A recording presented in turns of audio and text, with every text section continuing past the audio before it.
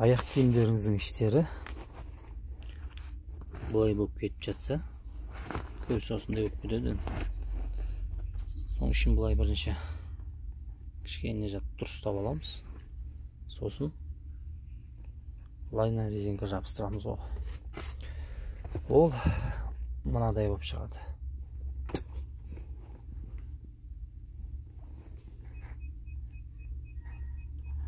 Сосын айналдырып, жанынан көрінбейтін лайт тігіп аламыз. Бұл осындай болып шығады. Алып келіңіздер осындай болса.